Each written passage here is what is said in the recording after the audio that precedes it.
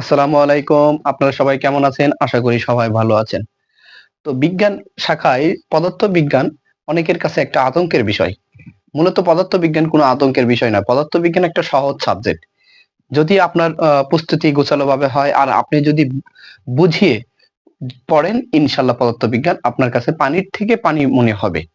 তো আসুন আমি পদার্থবিজ্ঞানের আজকে যে বিষয় নিয়ে আলোচনা করব, মাধ্যমিক নবম দশম শ্রেণীর পদার্থবিজ্ঞান থেকে ২য় অধ্যায়ে গতি বা মোশন।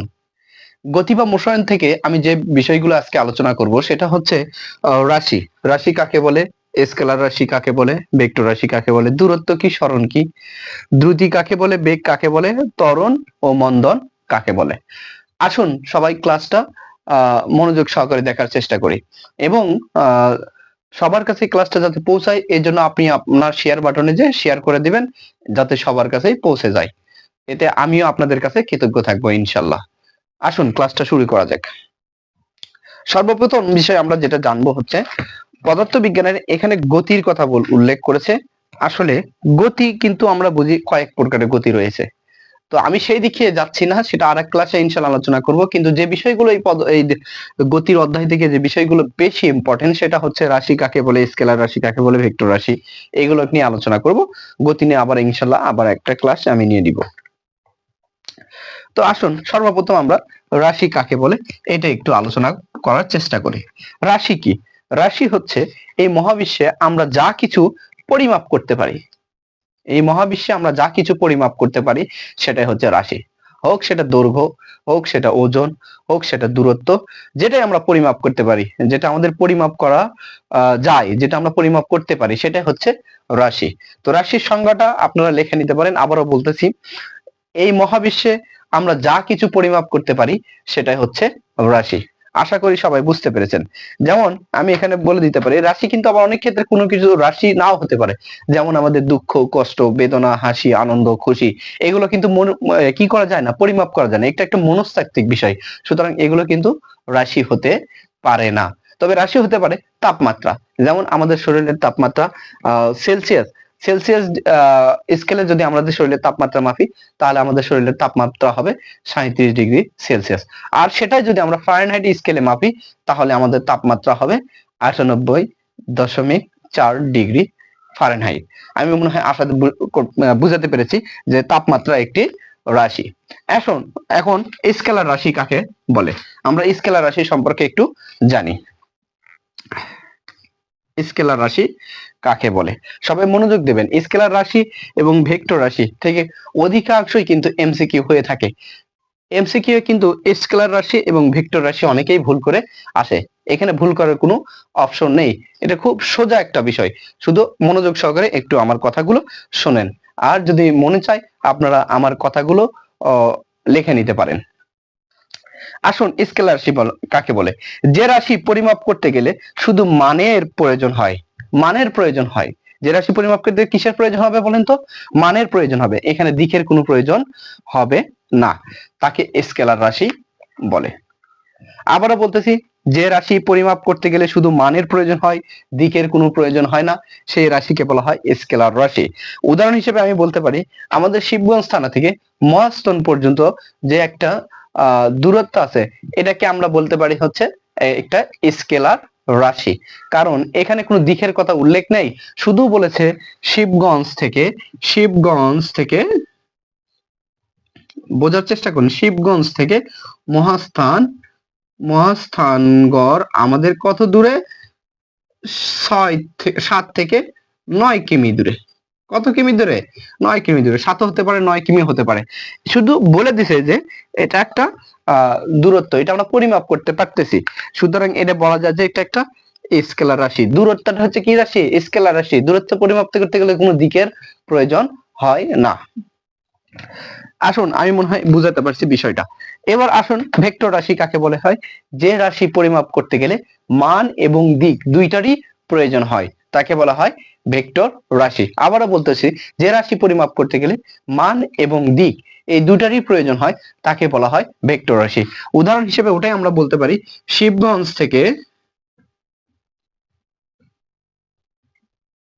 থেকে মহাস্থানগড় শিবগঞ্জ থেকে মহাস্থানগড়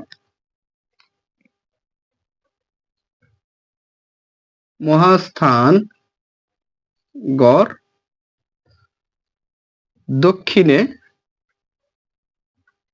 7 থেকে 9 কিমি দূরে অবস্থিত। একটু বিষয়টা বোঝার চেষ্টা করেন। এর আগে আমরা স্কেলার রাশি বলেছিলাম শুধু মানের প্রয়োজন হবে, দিকের প্রয়োজন হবে, কিন্তু এখানে দেখেন শিবগঞ্জ থেকে মহাস্থানগড় দক্ষিণে 7 থেকে 9 কিমি দূরে অবস্থিত। এখানে যে দক্ষিণ একটা দিকের নাম, দিক না, এটা দিকের কথা বলছে, ইঙ্গিত দিয়ে বলছে। এটা হচ্ছে একটি ভেক্টর রাশির উদাহরণ। তাহলে ভেক্টর রাশির সংজ্ঞা আমরা পড়লাম, যে রাশি পরিমাপ করতে গেলে মান এবং দিক এই দুটোরই প্রয়োজন হয়, সেটা হবে ভেক্টর রাশি। আমি মনে হয় আপনাদেরকে বোঝাতে পেরেছি। আর একটা উদাহরণ দিতে আমরা পারি, সেটা হচ্ছে বগুড়া শহরের দক্ষিণে 200 কিলোমিটার দূরে ঢাকা অবস্থিত। বগুড়া শহর থেকে 200 কিলোমিটার দক্ষিণে ঢাকা অবস্থিত। এই যে দক্ষিণ এবং 200 কিলোমিটার হচ্ছে দূরত্ব, আর দক্ষিণ একটা দিক, এটাই হলো আমাদের ভেক্টর রাশি। আশা করি আমরা বুঝতে পেরেছেন।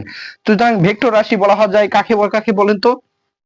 ভেক্টর রাশি হচ্ছে ওজন ভেক্টর রাশি, স্কেলার রাশি। ওজন হচ্ছে স্কেলার রাশি। দূরত্ব কি রাশি?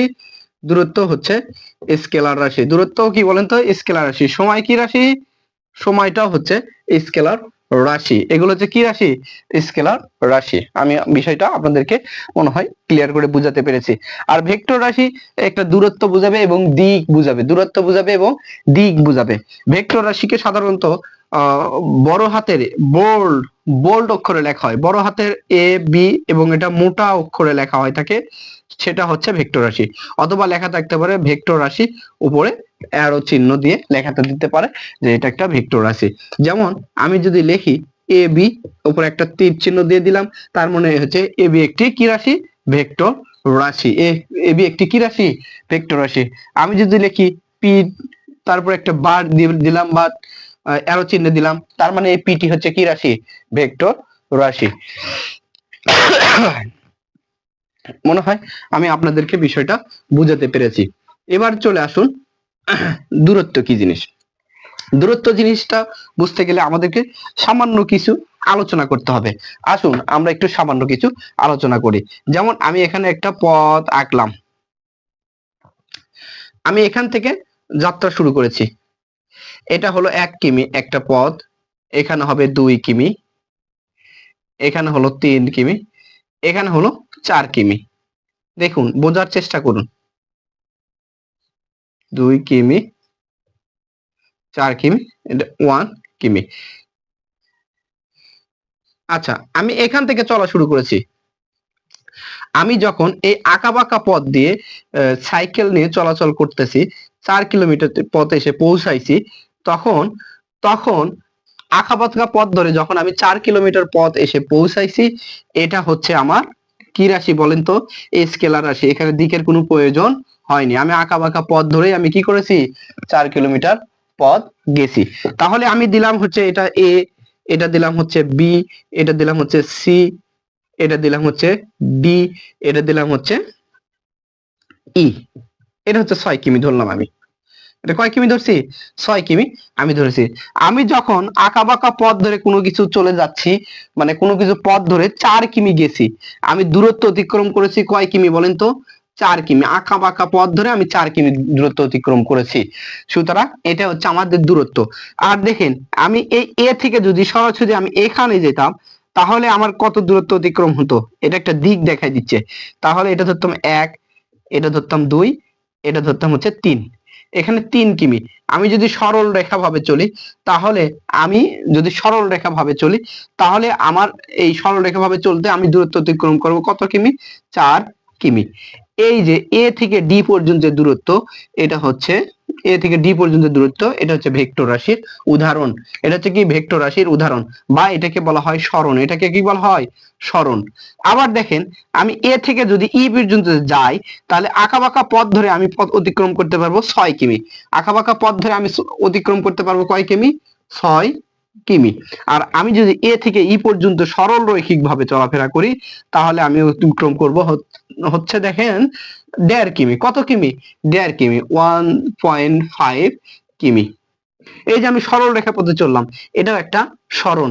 আমি যদি বলি এ থেকে ই পর্যন্ত দূরত্ব, এ থেকে ই পর্যন্ত হচ্ছে দূরত্ব, এটা একটা ভেক্টর রাশি, কারণ এটা দিক দেখাইছে আর হচ্ছে এটা দূরত্বও দেখাইছে। সুতরাং এটা দিক দেখাইছে না, দেখেন তো, এই যে লম্ব বরাবর আমি একটা দিক দেখাইছি, সুতরাং এই ই হচ্ছে একটা ভেক্টর রাশি। তবে এটা কিন্তু একটা দূরত্ব, এটা একটা কি দূরত্ব। আমি মনে হয় বুঝাতে পেরেছি যে দূরত্ব কি জিনিস। আর এই দূরত্ব যখন সরল রৈখিক ভাবে হয়, সেটা হবে সরণ। সরল রৈখিক ভাবে যখন দূরত্ব অতিক্রম হবে, সেটা হবে সরণ।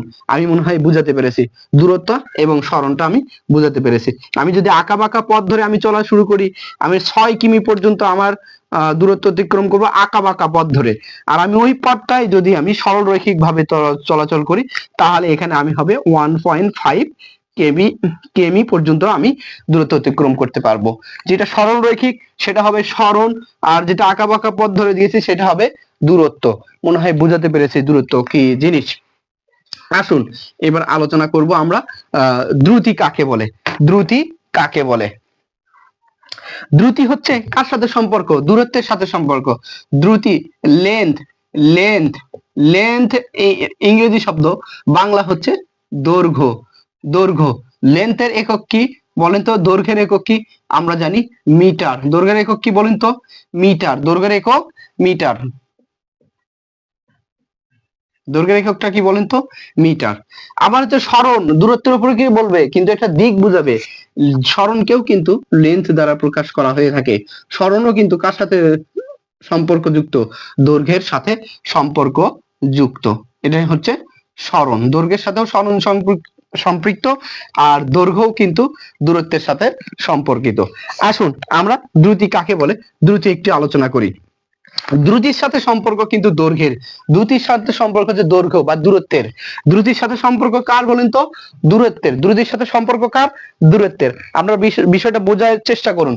দূরত্ব কার সাথে, দ্রুতি কার সাথে সম্পর্ক আছে? দূরত্বের সাথে সম্পর্ক আছে। সুতরাং আমরা দ্রুতির সংজ্ঞা এইভাবে লিখতে পারি: সময়ের সাথে, সময়ের সাথে দূরত্বের পরিবর্তনের হারকে, সময়ের সাথে দূরত্বের পরিবর্তনের হারকে দ্রুতি বলা হয়। কি বললাম? সময়ের সাথে।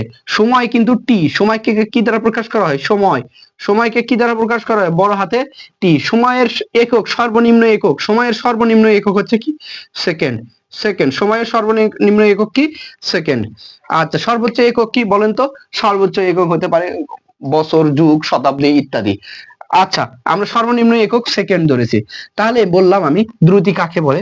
সময়ের সাথে দূরত্বের অতিক্রমের হারকে। দূরত্ব, দূরত্বকে আমরা কি দ্বারা প্রকাশ করি? এল দ্বারা। আর সময়ের একক কি? টি, টাইম, বড় হাতের টাইম। সুতরাং আমরা বলতে পারবো সময়ের সাথে দূরত্বের পরিবর্তনের হারকে, সময়ের সাথে দূরত্বের পরিবর্তনের হারকে দ্রুতি বলে হয়ে থাকে। দ্রুতিকে সাধারণত ভি দ্বারা প্রকাশ করা হয়। দ্রুতিকে কি দ্বারা প্রকাশ করা হয়? ভি দ্বারা প্রকাশ করা হয়ে থাকে। সুতরাং আমরা বুঝতে পারছি দ্রুতি কাকে বলে। একটি উদাহরণ দিয়ে আমি আপনাদেরকে বুঝিয়ে দিতে চাই। ধরুন আপনি 20 সেকেন্ডে 100 মিটার পথ অতিক্রম করেছেন। ধরে নিলাম যে আপনি 20 সেকেন্ডে 100 মিটার পথ অতিক্রম করেছেন। 100 মিটার কিন্তু দূরত্ব। 100 মিটার কি বলুন তো? দূরত্ব। আর হচ্ছে এই যে 20 সেকেন্ড, এটা কিন্তু একটা সময়। সুতরাং আমরা যদি বলি দ্রুতি কাকে বলে, দ্রুতি আমরা এখান থেকে বের করতে পারবো ভি ইকুয়াল টু দূরত্ব ভাগ সময়। ভি ইকুয়াল টু দূরত্ব ভাগ সময়। দূরত্ব ভাগ সময়। দূরত্ব হচ্ছে কত? লেন্থ, মানে 100 মিটার, ভাগ হচ্ছে কত? 100 মিটার ভাগ হচ্ছে কত? 20 সেকেন্ড। সুতরাং আমরা এটা যদি ভাগ করি, তাহলে আমরা কি পাবো দেখেন তো? 20 দিয়ে 100 কে ভাগ করলে আমরা পাবো 5। আর আপনার দ্রুতির একক হবে কি, মিটার আছে মিটার, আর নিচ থেকে আসলে হচ্ছে সেকেন্ড, মিটার পার সেকেন্ড। দ্রুতির একক হচ্ছে মিটার পার সেকেন্ড।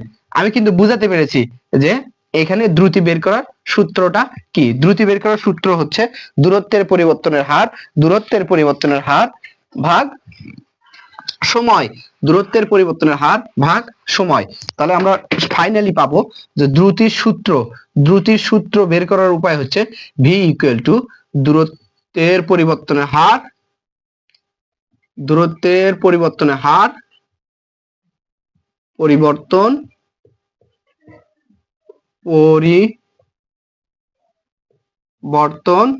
ভাগ হচ্ছে সময়। আর দূরত্বের একক আমরা পাইলাম হচ্ছে মিটার পার সেকেন্ড। এখন যদি বলে দূরত্বের মাত্রা কত, এগুলো এমসিকিউ এর জন্য আসে। দূরত্বের মাত্রাকে সাধারণত তৃতীয় বন্ধনী দ্বারা প্রকাশ করে থাকে। তাহলে দূরত্বকে প্রকাশ করা ভি ধরে তৃতীয় বন্ধনী দিয়ে দিলাম। তারপরে দূরত্বের হচ্ছে মাত্রা আমরা কি লিখবো, দূরত্বকে বোঝায় হচ্ছে এল দ্বারা, এল, আর সময়কে বোঝায় হচ্ছে টি। এই সময় যখন সূচকাঙ্কের মতো নিচ থেকে উপরে যায় তখন ইনভার্স 1 হয়ে যায়। সুতরাং এটা হচ্ছে আপনার দ্রুতির মাত্রা, এটা হচ্ছে দ্রুতির মাত্রা, এটা হচ্ছে মিটার পার সেকেন্ড হচ্ছে দ্রুতির একক। আর দ্রুতির সূত্র হচ্ছে ভি ইকুয়াল টু দূরত্বের পরিবর্তন ডিভাইডেড বাই সময়। আশা করি বিষয়টা বুঝতে পেরেছেন। এবার আসুন হচ্ছে বেগ কাকে বলে। বেগ কাকে বলে, বেগের সাথে সম্পর্ক হচ্ছে সরণের। বেগের সাথে কার সম্পর্ক, সরণের। বেগের সাথে সম্পর্ক কার বলেন তো, সরণের। তাহলে আমরা সরণ কাকে বলে এটা লিখতে গেলে আমরা লিখবো যে সময়ের পরিবর্তনের সাথে, সময়ের সাথে সরণের পরিবর্তনের হারকে, সময়ের সাথে সরণের পরিবর্তনের হারকে বেগ বলে। সময়ের সাথে সরণের পরিবর্তনের হারকে বেগ বলে। আবারও বলতেছি যে বেগের সংজ্ঞা কাকে বলে, সময়ের সাথে সরণের পরিবর্তনের হারকে বেগ বলে। আচ্ছা, আমরা একটি উদাহরণ হিসেবে লিখতে পারি। আচ্ছা, উদাহরণ হিসেবে আমরা লিখতে পারি কি, যে আপনি 20 সেকেন্ডে 50 মিটার, 20 সেকেন্ডে আপনার সরণ হলো 50 মিটার। কত মিটার সরণ হলো আপনার, সরণ হলো 50 মিটার, বা দূরত্ব অতিক্রম করলেন আপনি 50 মিটার। তাহলে এখানে সরণ কত, তাহলে এখানে সরণ কত।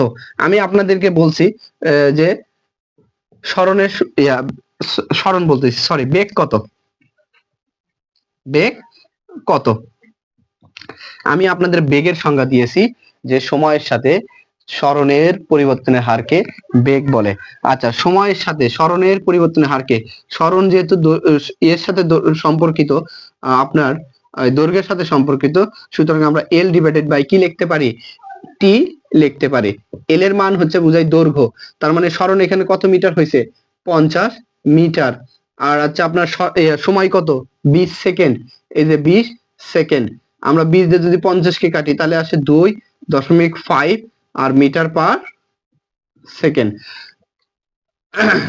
তাহলে কিন্তু আমরা পাইলাম যে বেগ ইকুয়াল টু লেখা যাবে হচ্ছে যে দূরত্ব সরণ ভাগ সময়, সরণ ভাগ সময়। আমরা আরো ভাবে সুন্দরভাবে বলতে পারি যে সময়ের সাথে সরণের পরিবর্তনের হারকে বেগ বলে। সুতরাং আমরা সরণের সূত্র লিখবো, সরণ বলতেছি বারবার, সরণ মুখে আসতেছে। বেগের সূত্র ইকুয়াল টু লেখা যায়, বেগকেও ভি দ্বারা প্রকাশ করা হয়। বেগের ইংরেজি হচ্ছে ভেলোসিটি, ভেলোসিটির প্রথম অক্ষর হচ্ছে ভি, সুতরাং ভি দ্বারা আমরা বেগ প্রকাশ করতে পারি। আচ্ছা, এখন আমরা লিখলাম হচ্ছে ভি ইকুয়াল টু সরণ ডিভাইডেড বাই সময়, সরণ ডিভাইডেড বাই সময়। সরণ এল তে হচ্ছে দৈর্ঘ্য বা লেন্থ বা সরণ। আচ্ছা, আর টি তে হচ্ছে সময়। সুতরাং আমরা এখানে সরাসরি এল ডিভাইডেড বাই টি লিখতে পারি। আর বেগের একক হচ্ছে মিটার পার সেকেন্ড। বেগের একক কি, মিটার পার সেকেন্ড। আমরা যদি বেগের আপনার মাত্রা বের করতে যাই তাহলে তৃতীয় বন্ধনী ভি ইকুয়াল টু লিখতে পারবো আমরা এল, তৃতীয় বন্ধনী এল, টি ইনভার্স 1। অর্থাৎ বেগ এবং দ্রুতি দুটা একই, মাত্রাও এক, সূত্রও এক। শুধু বিষয়টা আপনাকে বুঝতে হবে যে সরণ কি আর দৈর্ঘ্য কি, এটা আমি আপনাদেরকে হয়তো বুঝিয়ে দিতে পেরেছি ইনশাল্লাহ। এরপরে চলে আসুন হচ্ছে ত্বরণ কাকে বলে। ত্বরণ কাকে বলে? ত্বরণ কাকে বলে? এখানে ত্বরণ আলোচনা করতে গেলে আমাদেরকে আগে ত্বরণের সংজ্ঞাটা আমরা লিখি। সময়ের সাথে বেগের পরিবর্তনের হারকে বেগের পরিবর্তনের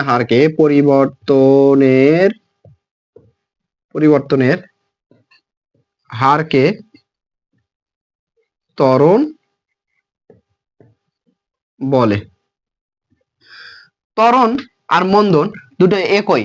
ত্বরণ হচ্ছে আপনার বেগের বৃদ্ধি পেলে ত্বরণ বৃদ্ধি পায়, আর মন্দন হচ্ছে কি বেগ যদি ধীরে ধীরে কমে ত্বরণও ধীরে ধীরে কমতে থাকে। ত্বরণ সচরাচর মন্দন বলতে বুঝি আমরা মাইনাস হয়ে যায়। ত্বরণের নেগেটিভ মানটি হচ্ছে কি মন্দন, ত্বরণের নেগেটিভ মানই হচ্ছে মন্দন। আমরা ত্বরণের সংজ্ঞা বের করতে পেরেছি, সময়ের সাথে বেগের পরিবর্তনের হারকে ত্বরণ বলে। এই যে বেগের পরিবর্তন এখানে কথা উল্লেখ আছে, বেগের পরিবর্তন বলতে আমরা বুঝবো এখানে বেগ সাধারণত হয় কয়টি আমাদের বলেন তো? বেগ সাধারণত হয় দুইটি, একটা হচ্ছে আদি বেগ যেটাকে প্রকাশ করি আমরা যে ইউ দ্বারা, আর একটা হচ্ছে কি শেষ বেগ যেটাকে আমরা কি করি প্রকাশ করি ভি দ্বারা। বেগের পরিবর্তন বলতে আমরা বুঝবো শেষ বেগ বিয়োগ আদি বেগ, শেষ বেগ বিয়োগ আদি বেগ। সুতরাং আমরা বেগের পরিবর্তন আমরা বুঝলাম হচ্ছে শেষ বেগ ভি মাইনাস আদি বেগ ইউ। আর এটা বলতে সময়ের পরিবর্তনের হার, এই যে হার বললেই এখানে টি দ্বারা কি হয়ে যাবে ভাগ হয়ে যাবে, সময় দিয়ে কি হবে ভাগ হয়ে যাবে। সুতরাং আমরা এই ত্বরণের সংজ্ঞা হিসেবে লিখতে পারি যে সময়ের সাথে বেগের পরিবর্তনের হারকে ত্বরণ বলে। আর ত্বরণের সূত্র হচ্ছে এ ইকুয়াল টু এ হচ্ছে সরলরৈখিক ত্বরণ, এ হচ্ছে কি বলেন তো সরলরৈখিক ত্বরণ। আচ্ছা, এ ইকুয়াল টু লেখা যায় V minus U divided by হচ্ছে টি। আর এটা যদি আমরা একক লিখতে যাই তাহলে আমরা আগেই জানি উপরে যেহেতু বেগের কথা বলছে তাহলে বেগের একক হচ্ছে কি মিটার পার সেকেন্ড, নিচে আছে হচ্ছে সেকেন্ড। এই সেকেন্ডটা উপরে নিয়ে আসেন তাহলে কি আসে দেখেন metre per second is square. এটা সূচকের ক্ষেত্রে দেখুন আপনারা চিন্তা করুন, নিচে এস থেকে উপরে নিয়ে আসলে আবার একটা কি পায় 1 বৃদ্ধি পায় -1, এখানে এস একটা আছে আর একটা এস আসে এখানে বৃদ্ধি পেল। সুতরাং আমাদের এখানে ত্বরণের একক হলো মিটার পার সেকেন্ড স্কয়ার। যেখানেই দেখবেন মিটার পার সেকেন্ড স্কয়ার লেখা আছে সুতরাং ওটা বুঝবেন ত্বরণ এ, ত্বরণ এ। এখন আসুন মন্দন কাকে বলে। মন্দন কাকে বলে? মন্দন হচ্ছে যে কোন বস্তুর বেগ বৃদ্ধি পেলে তার ত্বরণ বৃদ্ধি পায়, কোন বস্তুর বেগ বৃদ্ধি পেলে তার ত্বরণ বৃদ্ধি পায়। আবার বেগ যদি ধীরে ধীরে কমতে থাকে তার সাথে সাথে ত্বরণও কমতে থাকে। এই যে ত্বরণ যে কমার প্রবণতা এটাই হচ্ছে মন্দন, এটা হচ্ছে কি মন্দন। মন্দন সচরাচর মাইনাস হয়ে থাকে, সচরাচর বলতে কি পুরোটাই মন্দন বলতেই হচ্ছে ঋণাত্মক ত্বরণ, মন্দন বলতে কি বলবো আমরা ঋণাত্মক ত্বরণ। এখন আসেন আমরা ত্বরণের আমরা সূত্র জানি। ত্বরণের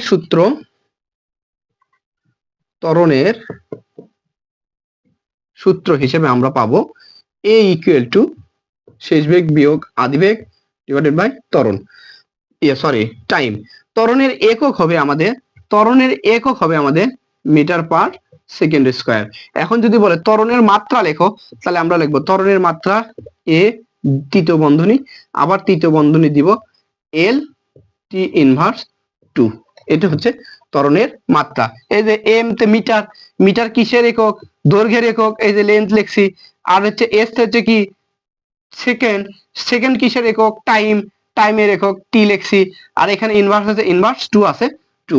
আমি মনে হয় আশা করছি আপনারা ত্বরণের মাত্রাটা বুঝতে পেরেছেন।